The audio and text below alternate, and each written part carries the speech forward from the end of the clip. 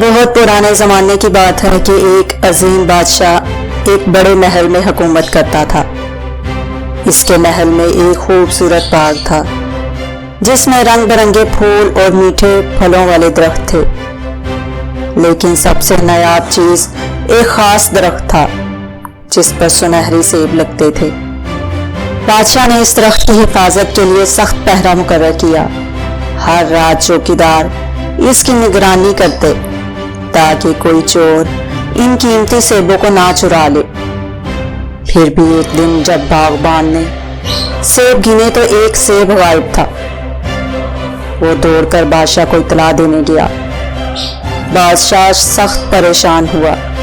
اس نے اعلان کر دیا، جو چور کو پکڑے گا یا اس کے بارے میں خبر دے گا اسے انعام دیا جائے گا۔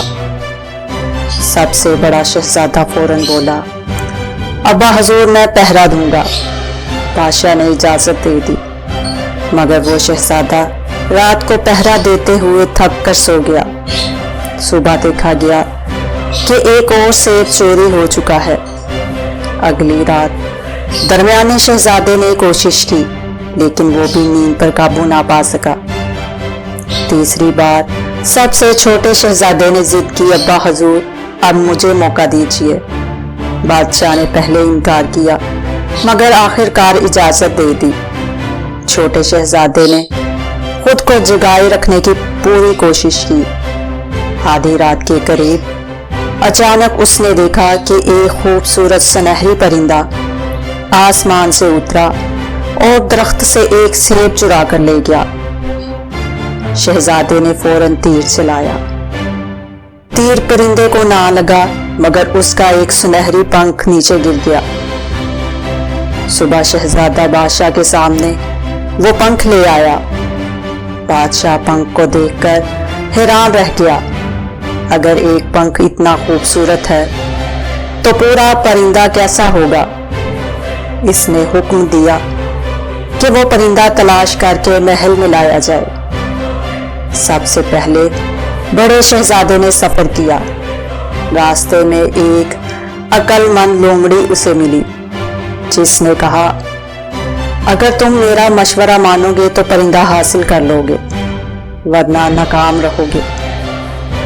مگر شہزادے نے اس کی بات نہ مانی، تیر چلایا اور آگے بڑھ گیا۔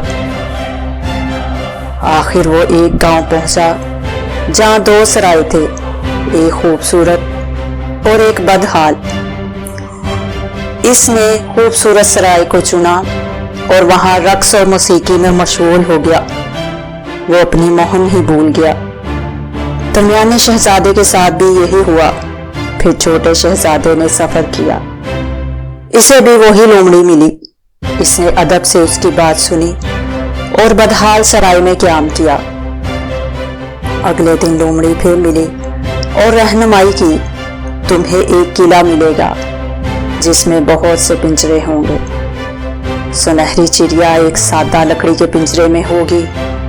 اگر سونے کے پنجرے کو چنا تو تم پکڑے جاؤ گے۔